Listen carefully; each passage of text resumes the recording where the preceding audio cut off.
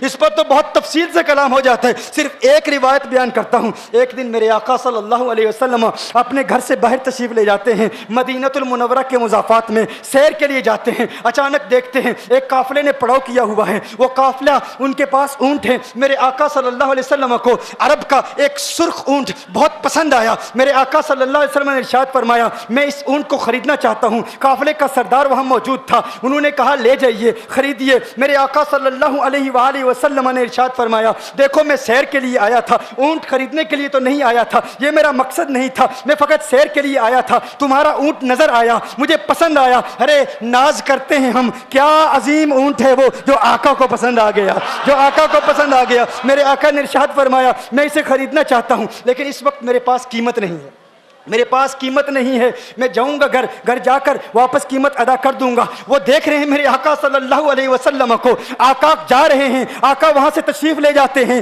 وہ آقا کو کہتے ہیں آپ لے جائیں اونٹ، آپ لے جائیں۔ آقا کے حسن کے جلوے دیکھ رہے ہیں، اس وقت تک آقا کو دیکھ رہے ہیں جب تک آقا ان کی آنکھوں سے اوجھل نہیں ہو جاتے۔ جب آقا ان کی آنکھوں سے اوجھل ہو جاتے ہیں تو اچانک ایک شخص پوچھتا ہے ارے یہ کون آیا تھا، یہ آنے والا کہاں سے آیا تھا؟ کہا جانے کہاں سے آیا تھا، ہم اسے نہیں جانتے۔ کہا اونٹ خرید کے لے گیا، قیمت دی، کہا نہیں دی۔ کہا کیا کیا؟ کہا ادھار، کہا ادھار دیا۔ نام جانتے ہو؟ نام نہیں جانتے۔ ایڈریس جانتے ہو؟ ایڈریس نہیں جانتے۔ پتا ہے کون ہے؟ نہیں پتا۔ کوئی ضامن نہیں، کوئی ضمانت دینے والا نہیں، کوئی چیز گروی رکھی، گروی بھی نہیں رکھی۔ عرب کا سرخ اونٹ انتہائی مہنگا اونٹ ہوتا ہے، علماء جانتے ہیں سرخ اونٹوں کی قیمت کیا ہے۔ کوئی بندہ آئے جس کا نام پتا نہیں، ایڈریس پتا نہیں کہاں رہتا ہے، کہاں سے آیا ہے، اپنا اونٹ، ان کا اونٹ وہ لے کے چلے جاتے ہیں، ادھار لے کے جاتے ہیں، نام بھی نہیں بتاتے، ایڈریس بھی نہیں بتاتے۔ کہا تمہیں کیا ہو گیا تھا، تم نے اپنا اونٹ یوں ہی دے دیا؟ ایک شخص بولا ارے تم کہتے ہو کہ اس کا نام پوچھتے، اس کا پتہ پوچھتے، ارے نہ جانے کیا ہو گیا تھا، ہماری عقل پر پردے پڑ گئے تھے، ہم تو اس کے حسن میں ایسے کھو گئے تھے، ارے جب وہ بولتا تھا نا تو اس کے منہ سے پھول جھڑتے تھے، ان کے منہ سے پھول۔ انہی کی بو مایائے سمن ہے، انہی کا جلوہ چمن چمن ہے، انہی کی رنگت گلاب میں ہے، انہی سے گلشن مہک رہے ہیں۔ وہ گل ہے لبہائے نازک ان کے، ہزاروں جھڑتے ہیں پھول جن سے گلاب گلشن میں دیکھے بلبل، یہ دیکھ گلشن گلاب میں ہے، یہ دیکھ گلشن گلاب میں ہے۔ ایک شخص بولا ارے نادانو اتنا مہنگا اونٹ یوں ہی دے دیا، پتہ بھی نہیں پوچھا، نام بھی نہیں پوچھا، ایڈریس بھی نہیں پوچھا۔ ایک شخص بولا تم کہتے ہو ایڈریس پوچھتے اور تم کہتے ہو کہ تم اس کے میٹھے بول سن رہے تھے، ارے میں تو اس کے کنڈل زلفوں کو دیکھ رہا تھا، ان کے زلفوں کے پیچ و خم میں ایسا گم ہو گیا تھا، ان کے حسن میں گویا کہ اعلیٰ حضرت یہی فرماتے ہیں نا لم یاتی نذیر کفی نظر مثلے تو نشد پیدا جانا، جگراج کو تاج تو رے سرسو ہے تجھ کو شہید و سرا جانا، انفی اتش و سخا کا اتم ہے گیسو پاک ہے ابر کرو، ہے گیسو پاک ہے ابر کرو، برسن ہارے رم جم دو بوند ادھر بھی گرا جانا، انفی اتشن و سخا کا اتم۔ اور ایک پنجابی شاعر نے کہا مکھ چند بدر شاہ شانی، مت چمکے لاٹھ نورانی، کالی زلفت اک مستانی، مخمور عقیل مدبریا۔ وہ ان کا حسن تھا، وہ ان کی زلفیں ایسی، میں زلفیں یار تیرے بال کے صدقے، رہائی جس سے نہ ہو ایسے پیار کے صدقے، اور جو حشر تک نہ دے چین قبر میں بے دم، میں ایسی یاد کے قرباں خیال کے صدقے۔ یہ ان کا حسن، دل میں جگر میں آنکھ میں بس تو ہی تو رہے، دل میں جگر میں آنکھ میں بس تو ہی تو رہے، اس کے سوا نہ دل میں کوئی آرزو رہے، اس اہتمام میں شوق میں سجدے کروں ادا، تیرا خیال آئے تو دل باوضو رہے، اور جنت میرے نصیب کی وائز کو بخش دے، میرے کفن میں گیس ہوئے جانا کی بو رہے، میرے کفن میں گیس ہوئے جو ان کی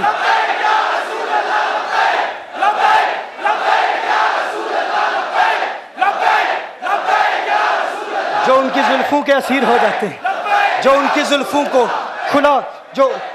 کھلا غضب ہوا تیری زلف دراز کا، کھلا غضب ہوا تیری زلف دراز کا، پھانسی گلے میں ڈال کے دنیا لٹک گئی، یہ ان کے زلفوں کا اثر ہے.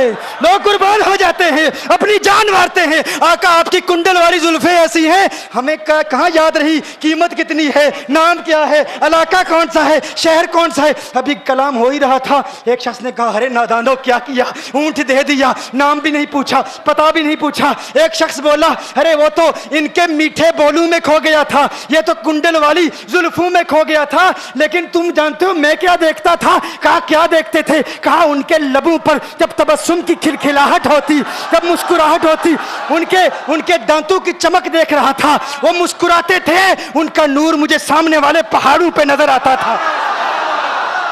سامنے والے پہاڑوں پہ نظر. مازاق کا کجلا نین بھرے, وہ شمس کا بٹنا مکھ پہ ملے, ہے میم کا گھونگٹ چہرے تلے, وہ عرش کا تارا آوت ہے, یاسی کی چمک ہے دانتن میں, تاہا کا کرشمہ آنکھن میں, والفجر کا جلوہ گالن میں, وہ رب کا پیارا آوت ہے, وہ رب کا پیارا آوت ہے, وہ رب کا پیارا آوت ہے. ایک شخص نے کہا ارے تم تو ان کے دانتوں کی چمک کو دیکھتے تھے, ان کی مسکراہٹ کو دیکھتے تھے, اور مجھ سے پوچھتے ہو کہ میں نام پوچھتا, پتہ پوچھتا.